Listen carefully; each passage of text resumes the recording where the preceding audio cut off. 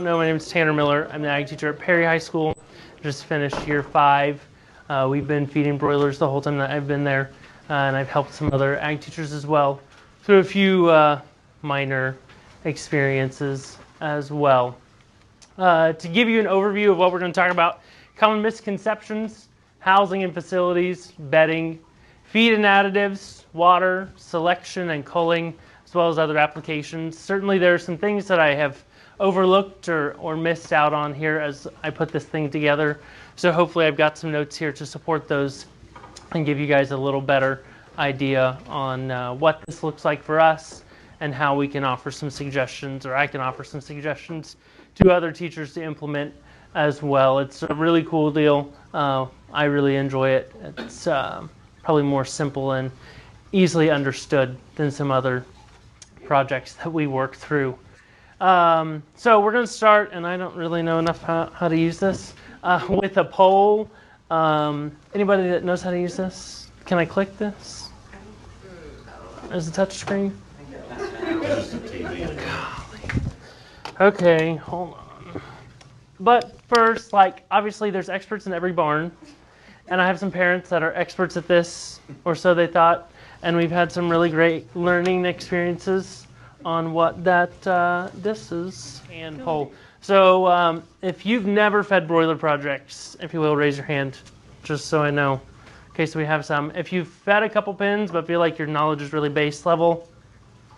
And then the expert is Mr. Leatherwood, and he's probably here to see how much I know, and that's totally fine. We can have some good conversation afterwards.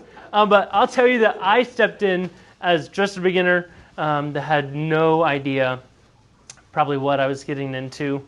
Here's a great picture. It's really cool because, it's kind of hard some days to get you enough showmen to help out. And they're open to letting ag teachers help, and inevitably, we feed 2 to 3 pens a year. I get to show something because I don't have 6 to 9 kids available by the final drive. We steal extra kids as well. So when I started at Perry, we had a family that was already feeding broilers. They had just built a brand new house to feed them in. And they had a lot of base level knowledge that they had gathered from other ag teachers and the Purina program as well. And I went in pretty blind, not knowing what this all was going to entail.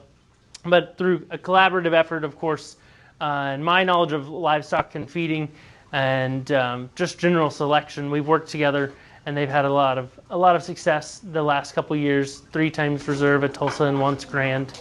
That's been a really cool experience. But that's why I tell you I'm not an expert. I'm just a seasoned beginner, if you will.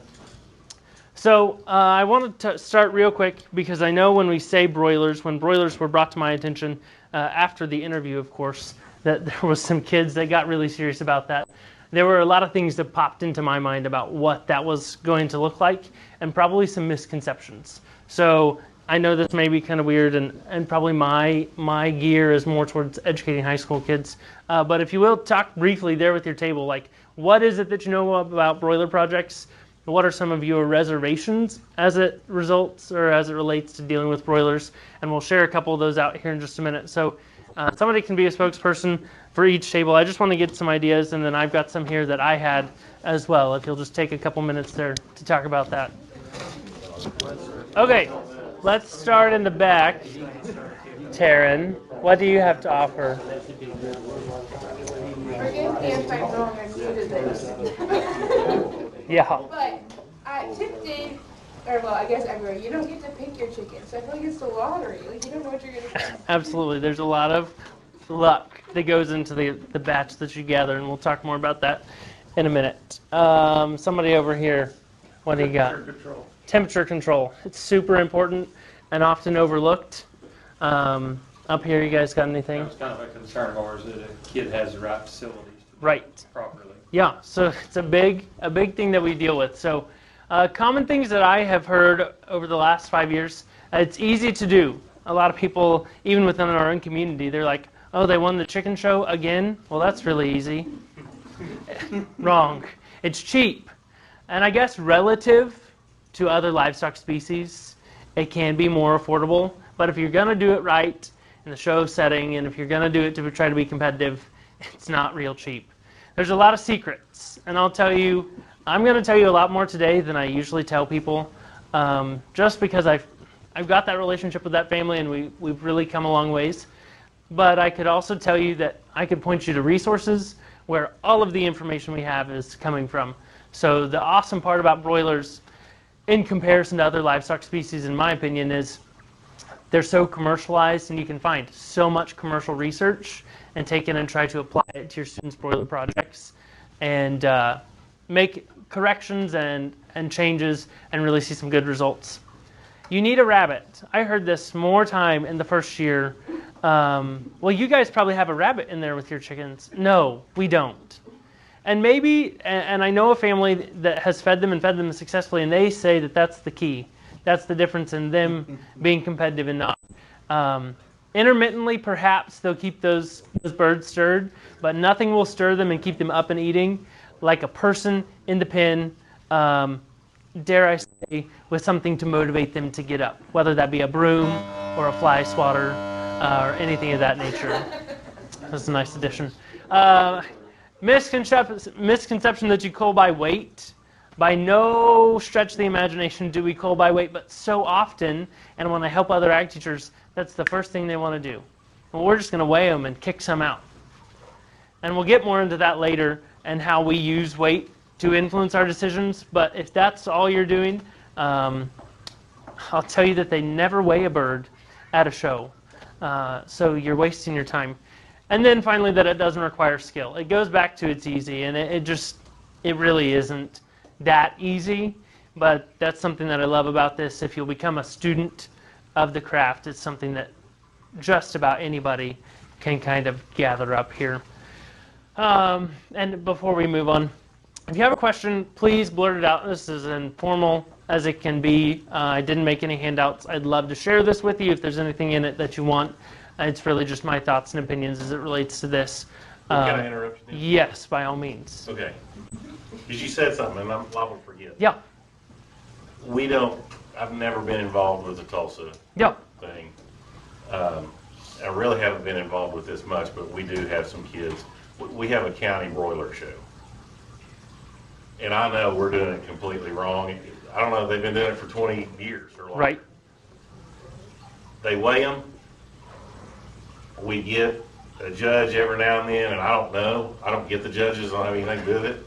But I promise you, what we do is just a weight contest. Yeah. Because the heaviest ones win. Mm-hmm. So I guess that leads me to ask,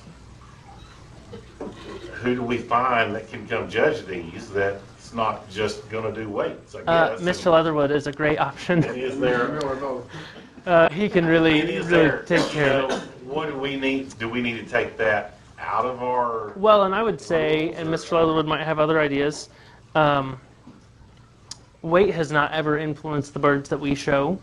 And I judged this spring at Payne County, and weight had no influence on that. And in terms of resources, the program at Arkansas is really good. And a couple times that we've had younger people at Tulsa evaluating them, they've been folks that graduated from Arkansas. And then there's some ag teachers in Texas that know a lot about, but weight is by no means a measure to me, and Mr. Leatherwood may agree or disagree. But what's happening in your county is that you get somebody that really doesn't know how to judge them, Yeah. and they're just seeing that weight and think Yeah. that's got to be the best pen of birds. Yeah, for sure. And so, like Tanner said, that's really not a consideration. Not to be dumb, but at Tulsa, do they weigh them? You No. said they don't ever weigh, right? Nope. No, they don't ever weigh. So- They're judged by the quality of the pen. Handle only. It's a whole standard of Okay. a difference. Like Not it's- to completely No. derail the whole thing. Great. It's a good question, for sure. We'll start here talking about facilities. So, not to degrade or devalue, because I understand that everybody's got their own setup and we don't want to discourage. And perhaps in some settings this works.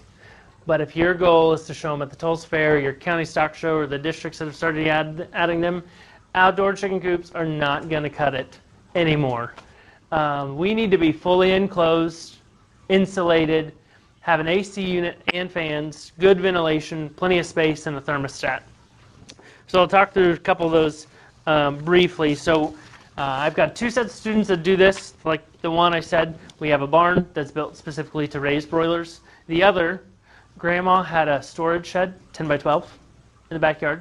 She didn't use it. Well, I think they threw everything out of it. Anyway, they took some rolled up insulation and rolled it in there and covered it in chicken wire to hold it up. And we cut a hole in the side and put an AC in it. And that's what we used. And I'll tell you that that pen of birds made the final cut at the Tulsa Fair 2 years ago, just the same as my ones that have a dedicated space for them. So I would tell you that it doesn't have to be fancy, but the more of these things we can add to it, the more likely you are to be successful. AC unit and fans, and I heard some conversation over here that was good as it relates to temperature. When those birds come in, obviously they're a day old, and the great thing is they come in August, and it's probably hot already, so there's probably not need for additional heat in there. We hang heat lamps about this high. You'll probably see one in the photo later, to offer a little extra heat if they needed it. But that AC unit and those fans, we will gradually increase or increase the use of those and decrease our temperature as those birds grow and perform and things of that nature. Good ventilation. Obviously, the ammonia gets really ripe in there if you're doing it right. So we run 2 exhaust fans, and that family that is real serious, they've gone in and put in an air exchange system to try to really keep it clean in there, thinking about animal health and things of that nature. Plenty of space. I'll touch that quickly. When we think about when they're just little, we've got a large pen, probably the size of that group of tables over there, that will finish those birds in, but when they first start, we're going to divide that into thirds. And as they grow, we'll allow them into an additional third. So that way we keep body temperature better, and heat is contained there a little more so. And when we think about access to food and water, we want them to have to travel the least distance possible and really entice them to get to that. So by the time they're big, 6 to 8 weeks, we need to have a square foot per bird in an ideal setting. Thermostat, that's the best way you can check. You know, sometimes those air conditioners that are wall units have a thermostat in them, but they're not always the most accurate. So in that barn that we use, that it runs east and west, we've got an east wall thermometer and a west wall thermometer, recognizing that as the sun moves, we're going to see some differences there. And we make adjustments as needed.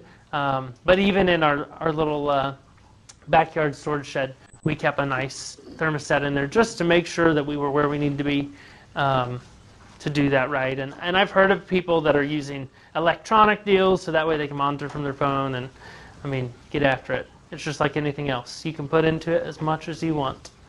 Bedding. So I think this gets interesting because we think about backyard chickens, and even once we've got them in a facility, we think about, well, what kind of floor do we have them on? My preference is concrete, just from a cleanliness perspective. When I think about using that facility year after year, I want to make sure that we can sanitize and clean. As we all know, the viruses are becoming more and more prevalent across livestock species, and birds are just as susceptible. So we've got to make sure we can clean that when we're done. The other thing is, I've never fed a pen on dirt, and Mr. Leatherwood might have had an experience here, but a chicken naturally wants to scratch, and I worry about the time they're going to waste digging in the dirt, looking for grubs and looking for worms and different things. And then we think about the cleanliness of the bird itself. We use large, clean wood shavings on top of our concrete. So we use a lesser version. We use Suncoast for all of that. And I know in other species we really like light and pretty and clean wood chips, and they're awesome. But for this purpose, they don't hold enough moisture, and unless you want to change them all the time, we see that these drier ones do a nice job. On that note, the first 4 to 5 weeks, we're changing wood chips at least once a week, and we're turning those wood chips every day. So we're going to turn them and try to get the cleaner ones off the bottom to the top. The last 2 to 3 weeks, those kids are changing those wood chips every 4 days, because again, it goes back to the cleanliness of the bird. I think about feed waste, and I want them to be eating out of the feeder. not picking off the ground there as well, and that makes a difference. So And why? I'd add too, Yes. On the concrete, the reason why the concrete is preferred for he and I's situation, because we're feeding for Tulsa, is because obviously in August and September it's hot. Yeah. And the concrete, if you go set in the summertime, if it's in shade, you go set on concrete pretty soon, it'd be cool. Yep. And that's the thing about concrete, whenever they're on the ground there like that and you're trying to control the temperature a little bit, that concrete will always stay just a little bit cooler than any other kind of floor. So Absolutely. That's why I prefer concrete Yep. as well. Well, and we used, obviously in the storage shed, it was just floor decking that was in there. And that was effective, but it allowed some more heat from under that building to come up. So we had to run an air conditioner at a cooler temperature and more often. So obviously odor control, cleanliness, and external parasites, we can help monitor if we use something similar to this as well. So water, just like anything, I mean, I feel like there's so many similarities, but yet there's so many little finite details within the broilers when it comes to these things that we all know to be true when we're taking care of livestock. Fresh is best. So we change water every 12 hours, so morning and evening, without failure.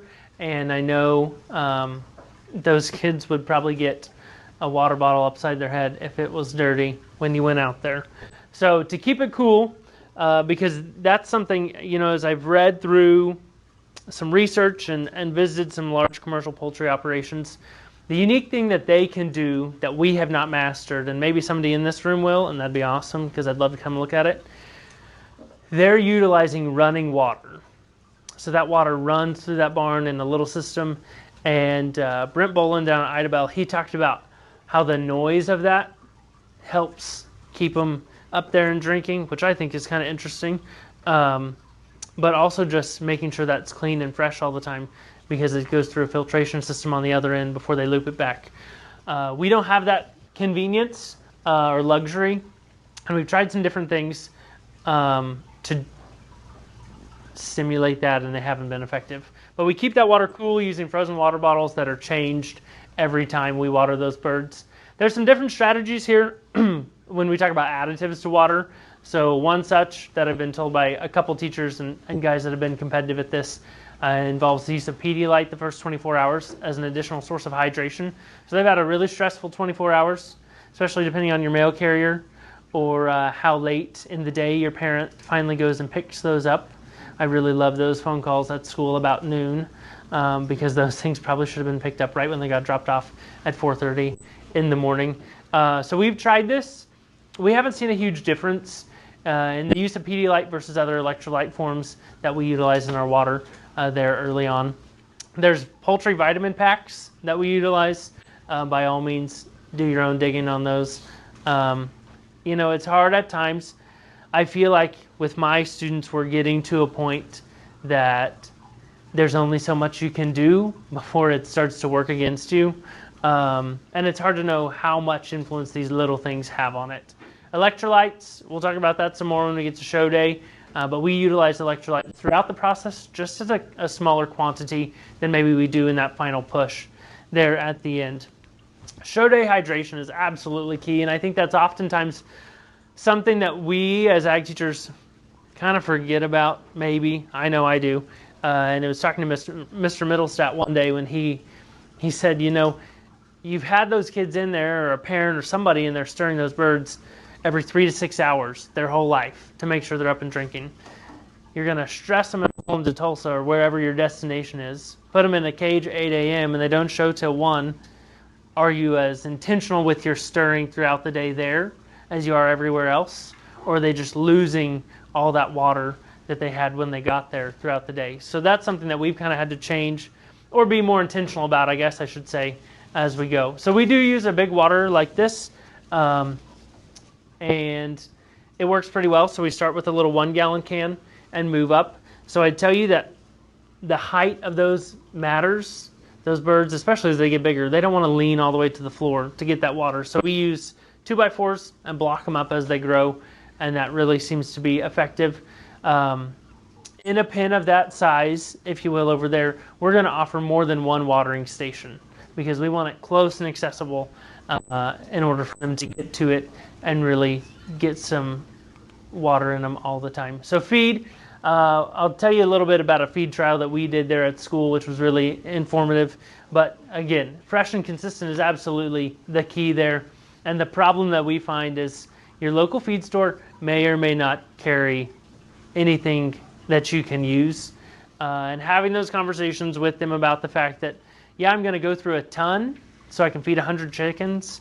I don't want you to order that ton at once and let it sit in the back and get bugs and get mold and all those things. So working with somebody on that can kind of work. Because I can tell you when a truck breaks down or your store runs out and you're running across the country, it's really hard to find. And sometimes I've gotten into Mr. Leatherwood's stash at Chandler. And then the next time I called, they said I couldn't have it. They said, no, we got in trouble for selling you that last week, so you can't have it this week. Dang. Yeah.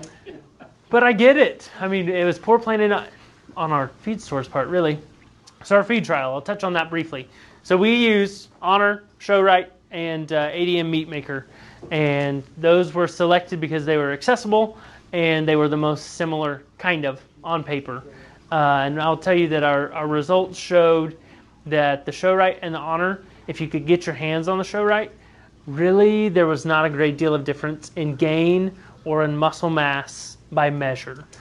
Because he was doing that for Agri-Science Fair, we actually measured it with a sewing tape to look at the size and development of those birds when we were done. Obviously the ADM is going to be a little cheaper. It's lower in protein content. It's not as effective as we kind of expect, if you will. Crumbles versus pellets, this has become more and more important in the last couple years. I know there's been some contacts made, and I don't know if they've changed anything. So if you follow the Purina feed guide or feeding program for broilers, they're going to tell you to use the starter and then move to this grower finisher at some point in the process. And in the since I've been teaching, they've changed that grower finisher to a pelleted form instead of a crumble. Well, if we think about what we know about broilers and their digestive system and their effectiveness of digesting pellets versus crumbles, we did an at-home water experiment to see how long it'd take for those to dissolve, and it's hours for that stuff to break down. Well, we're going to blame that problem on why the kids weren't in the top 2 the year that we went ahead and fed it like it was, because those things were not consuming enough and not converting it fast enough. So people's opinions may change. We've dumped the pellets. We're out. We don't use them at all. We crumble only unless you have access and really want to get intense and grind those pellets yourself, which I'll talk more about that later. We do that So do you stay in the form. on the starter then? Yep, the whole time. So you do the pre-starter and then go to Yep, and then go to the starter. The finisher, I mean, from Yeah. what I've experienced, the finisher really doesn't make a change in the market No. at all. No, I've it had better luck with just sticking with it on with pre-starter and starter. starter the whole time. And I'll tell you, we utilize the wild game and turkey pre-starter or starter. We do not use the broiler pre-starter. It's a higher protein content and that other stuff. And that's this deal down here. So we had been feeding and we'd been on this program that somebody somewhere somehow told somebody else that ended up with this family. And it didn't really influence the importance of protein early on. And we found through some research that we read that the more protein we could pump into those things from the first day, the more performance we were going to have all along the way. So we do that in a couple of ways, but I'd just say be mindful of your protein content from the start and really get that built up because it does have an influence on how you get them growing. Same thing as on the water. We use 2x4s and raise that. And then once we get to the 5-gallon feeders, they're hung on a chain from the ceiling, and we raise that as they grow and go. And again, we're offering feed in more than one spot to help with that too. Additives. So I'm not going to tell you specific, like, this is the additive you have to use, because I feel like just like anything else, there's so many options. These are the 3 categories that we focus on. And I'll tell you briefly how we get to our results or desired results. So an appetite stimulant, a B12 derivative, generally speaking. So we utilize red cell or rooster booster or both in combination. I think this is more important as we get to the bigger weight. We need those things to still be hungry and still be coming to the feeder. And obviously as they get fat and lazy, that's less likely to happen. So we need to entice them to come back. A muscle builder, so a protein of some sort. We use Champion Drive. There's oxygen products that are similar and some are poultry specific. There's a product called Spur that we started using 2 years ago that works really well as well. I think again though, we've got to consider the fact of how much can you pour into them without overdoing what you're doing. And then lastly, healthy fats. When we think about fats, we're using oils. So soybean oil, rice bran oil, or wheat germ oil. Any of those I think are effective. I'll tell you that back to the storage building kid, we used bacon grease in his chickens and got just what we wanted. That family was not as affluent in terms of their level of expense they could dump into these, but Grandma and Grandpa ate bacon or sausage every morning and collected the grease in a jar. And when we got to this point, we started adding it. So I think the important thing, before I miss it, is to think about when we start these things.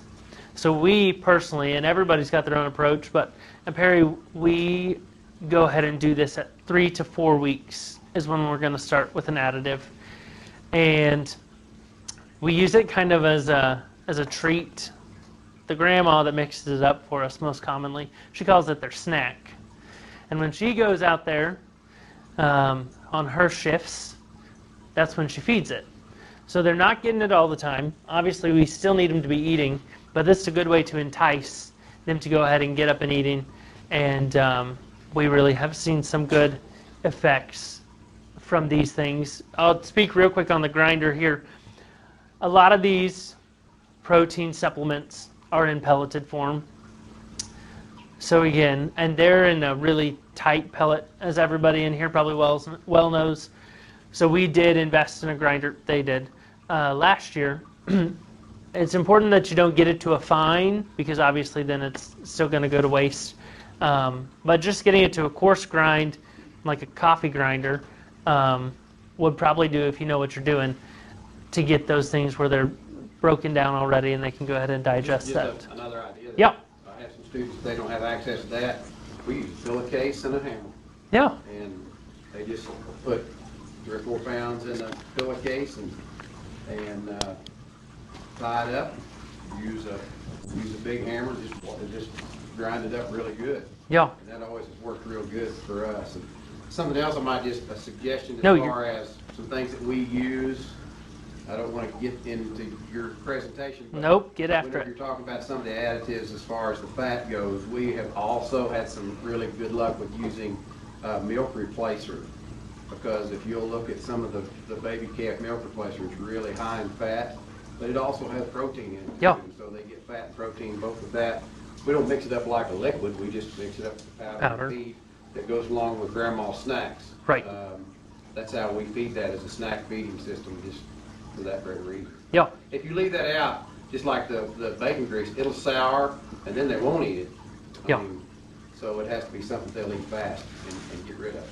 Yep. Just put it like a cup or something, and then I just mix it in, to feed. Mix it. Make a you know, some type of pie plate or something like that they'll just go to real fast and Yep. clean it up. Clean it up. And we found, like, we do feed our additive mix on top of the feeder, and some of those oils will saturate down into that feed, and that's kind of good too, because you've got some that'll stay there and clean that up while they're up already. But we've done it both ways in terms of feeding it separately as well. So we'll get into culling. I think this is probably what most people are interested in. And I guess I should take a step back here and state every show is going to have different rules. I judged the Payne County deal this spring, thanks to Mr. Leatherwood deferring, which was a good experience. I felt like I knew a lot when I got there, and then as you really get to digging into that many at once that are good quality, it gets a little tougher. But they're allowed to show hens and roosters there, whereas the Tulsa State Fair is hens only. So one of the first things that we do before we even worry about anything else when we get our Tulsa birds, when they're a week old and you can tell, those things are out. That's a lot of feed and a lot of time and a lot of investment that you're putting into something that kid can't show. So we do have a coal pen that they feed on them, and we still get something out of them when we're done. But in the early stages, I might have lied earlier, in early stages, up to 4 weeks, we do cull on size and weight. So just like in a litter of pigs, there's runts and there's dinks and there's ones that won't grow. And especially at these things that are so intensely fed, you're giving them every opportunity to be successful and perform, and they are not. So they're not worth your time. And we do weigh. That the family there, they're still hung on that weight thing, and so they weigh every week. And it's cool because we use it, as we'll talk later in our agri-science fair stuff, and they've got years of data there from their program and the changes that have been made and how that's impacted weight at different stages of the game. So we will use that to influence our early stage culls. But at 4 weeks, if we're really slammed and can't get there, at 5 weeks for sure, we start handling every week when we cull. It's good. I think it's good because it gets those birds used to being handled in that manner. If it's the first time you flip one, you better have some extra hands there to catch wings and make sure we're not going to break wings or kill one there right off before we really get the chance to do anything with it. But I would also caution you not to cull too hard, because you'd hate to get to the very end and have some birds die or have a broken wing or have some bruising and not be able to come up with your pen of 3. So 4 weeks, if we're feeding 50, we cut it in. We make sure we're down to half. We're at 25. And then every week thereafter, we're cutting 4 to 6, depending on how they handle. And the last week, we're only going to feed 8 at that point.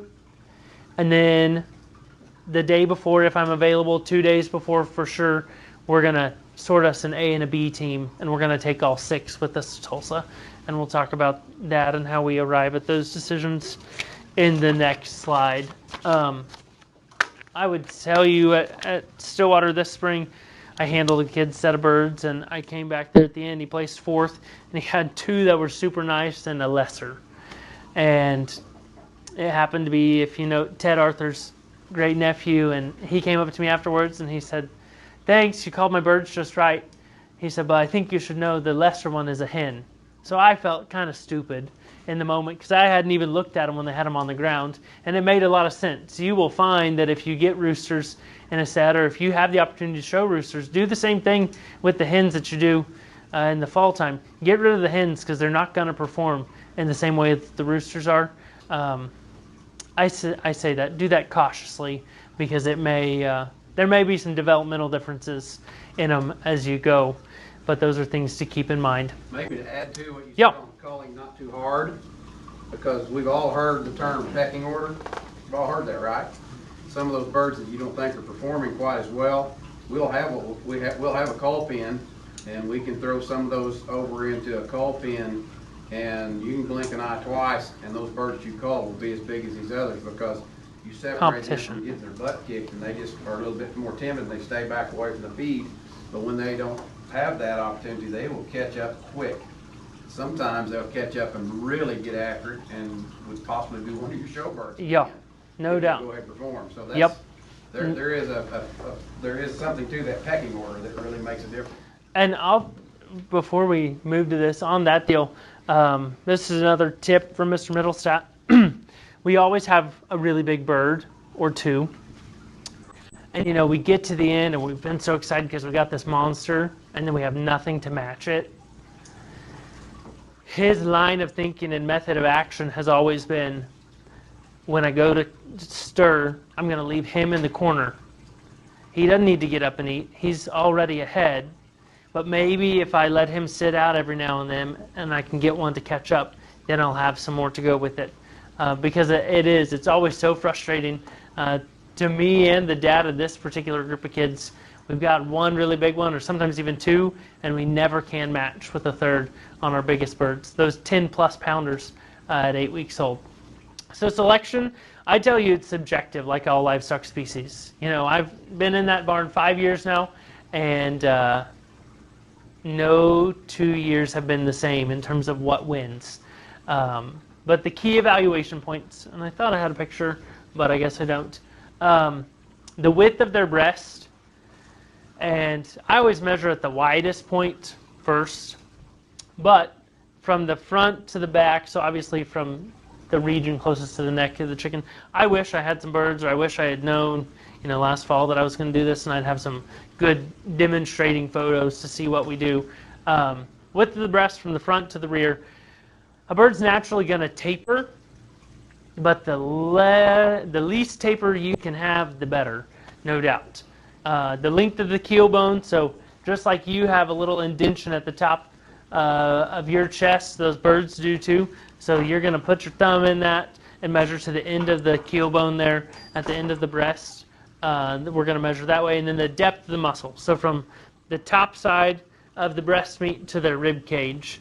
And at times you don't see it as much, and there's some guys that measure in that way more. So when we're sorting, we're going to sort on those. And just know that they come in different forms and fashions. Like we'll have a nice set of birds that are wide and short. We'll have a nice set of birds that are long but get too narrow. And then we'll have those 1 in a million just rights. And we'll roll with that. So oftentimes I'd tell you, even though it's subjective, uniformity is preferred. So get your 3 birds that match as best as you can. Just know that we had a guy at Tulsa a couple years ago that he told us, I want the most meat you can bring me. I don't care how close they match. Okay, it's interesting. There's a guy over there that called 2 years ago on bruising and broken wings first. And that's the only time that I've seen somebody do that. He turned those away right off and made them go get an alternate. And that is why it's so important to have an alternate in case you have something happen in the heat of the moment.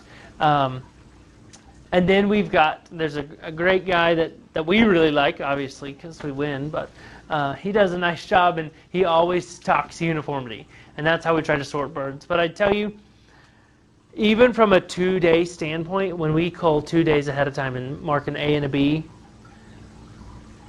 this year we resorted 1 pen of birds and didn't the other, the day of the show. Because the dad said, oh no, those are great. Always handle them again the day of, because we should have had our B string out and had our A string out. And this guy, unlike some others, if he marked you a B, you were not even, it didn't matter if you were the best B from the first drag, you were not moving into the A group. So that kid was 4th because he was a B. And really, maybe as he analyzed just those 4 pins, it might have been a little closer. We sure liked his set better than his brother's. That was 3rd. But just be mindful of those things there as well. So show day, there's a good picture. So it kind of just depends. This guy sat and handled. Some of them will stand, and we'll get into that in just a minute. But we always wash a day or 2 before, which is somewhat of a nightmare. But that allows those things to get dried off and different things. And you'll see a lot of birds that don't get washed. It's kind of a pride thing for these folks. They care a lot about people's first impressions when they walk up to their pen. Mark your A and your B string. So they sell these nice little bands that are really easy to put on. They're plastic, Tractor Supply, and I'm sure Atwood's too. We mark them and write down who's A and who's B. Use of electrolytes, like we talked earlier, keep those things up and drinking while you are there. A fan, so keeping in mind, like, yeah, that building's air conditioned, but they're used to having air conditioning in a 10 by 30 with fans blowing on them, not that big space there. And keep that in mind when you're transporting them too. As gross as it is, we always haul them in the back seat of a Suburban. They haul in dog crates. And again, going back to stress and the need for electrolytes. Train your handlers. By golly, this has got us into a bind more than once, and that's why more often than I'd like, I get up there with them. Just like you got to train those birds to flip. If those kids don't know how to hold one, you'll get a broken wing, you'll get a bird die just from being held too long and then not being aware of that. So practice that, not too much, of course, because when those things get really big, they start to throw up and they do get stressed really easily on that front as well. Costs. So this is what it costs us to do it. and to do it well, $400 to $500 per 25 birds. And that's probably pretty high because, like I've said, they're doing everything they possibly can to try to get them to perform, grow, and exceed their genetic limitations, if you will.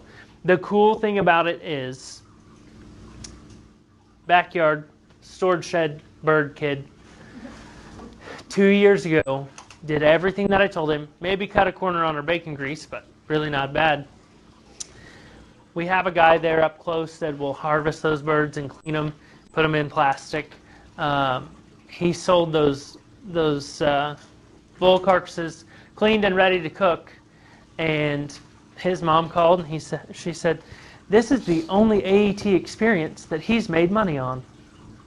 And it was $67, but so what? The mom was pumped because she finally got a return on what she'd been pumping so much money into. And the awesome thing is, if you've got some really strong supporters in your community, they'll pay those kids $15 to $20 a bird for a dressed chicken ready to cook. And that's been a really cool experience to see for sure. So other applications, obviously I've talked a lot about how we use them for Agri-Science Fair, and we're gathering that data all the time. So if you're a better planner than me, then you're going to come up with your plan of what we're going to test beforehand. So what we did the most recent time is we played with protein levels in our coal pen. So we maintained, as we culled, we maintained our process, but dropped their protein level to see, we were using all the same feed, we dropped off those additives to see how much of a difference that made. And that turned into a really cool project. Poultry evaluation, I am by no means an expert at that, but obviously you could use that to train some teams. And entrepreneurship SAE. So at Frontier, a couple years ago, she fed a set of birds as a classroom project. I did that in the school farm show barn facility, and that turned out really good for her, and it was hands-on. I mean, I just think, like I said, it's a good way for kids to make money a little bit, and it's a short time commitment. So that helps as well. And you know, up front, it's a small cost.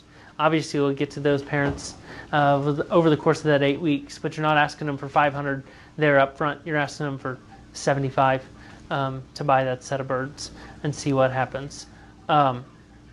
So I'm sure here's an example of the board that we made when this kid was an 8th grader.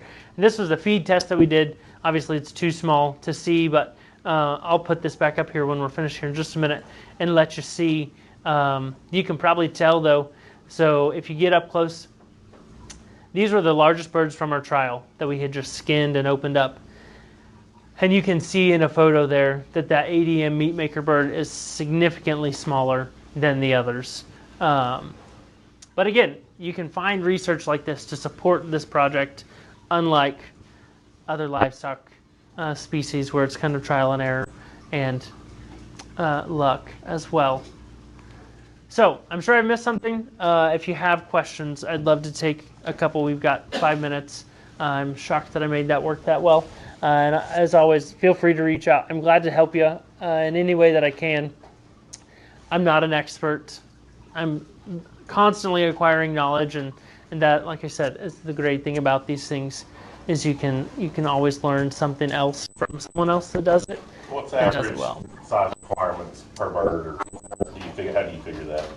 Like in terms of spatial requirements, Yeah, square foot. Or 1 square foot per Yep. bird. Yep. And that tends to work pretty well. And obviously, as they get bigger and we cull, they've got a little more room than that. But when they built that facility, that's what it was built on the basis of, was having a square foot Did you available. say 8 square feet? A square foot. 1 square. Yep.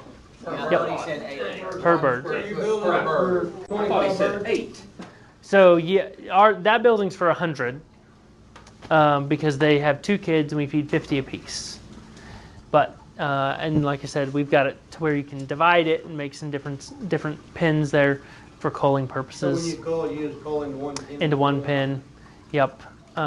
We probably should treat it more like a sand pin there, like Mr. Leatherwood does. So that way we might go back in there and reach one out. But I guess if we really wanted to, we could dig up wing bands and figure out whose was whose. And that's bands are assigned to each kid. yes. And by God, I mean, Well, yeah. they'll still be consistent with what their name is. Yeah, and I'll tell you that, And they'll give you an off-wing mane in there. yeah, there will be one in there that doesn't match or one that's loose and on the ground already. Keep it. I mean, the great thing is, and Mr. Layton could probably speak to this, he's really understanding and receptive.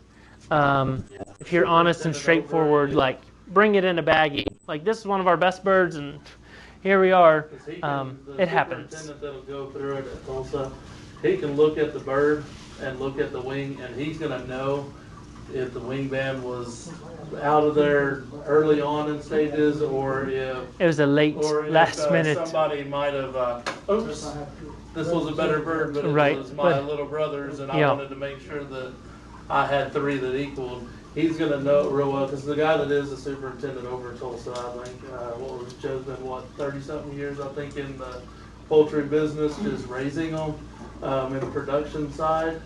And, he's another person that if you look up and get a hold of and contact, he will help anyone. Yeah. Yes, and that's what I was gonna tell you at the end, if you wanted his number for something for it. He's one of my parents in my town. So, I mean, I have a lucky deal to have the guy that's been doing it forever to be able to kind of coach us along, and he will help anybody that calls. I think has he been to your stuff? Yeah. I was gonna say, he's came out to you, and I know Mr. Leatherwoods, you judge our county. Yeah. And he's judged our county a few times. Tim White has judged our county a few times, and Joe's been out there. He's been over to Brent's. I know Beckham County just started their second year now, I believe. Is that what it is on the Poultry Broiler Show? And he's helped all of them over there. I mean, he's one of those that if you call and ask, also another bid. So, I mean, it's just, good there's resource outlets everywhere. Do eggs help? So that's part of our mixture, but we feed them scrambled or hard boiled, and We start out. yep.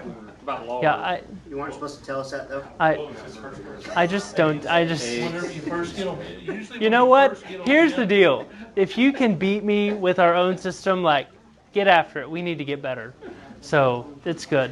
When you first get them in, one of the key concepts that we found is I don't know if it's the right term, but we call it dipping.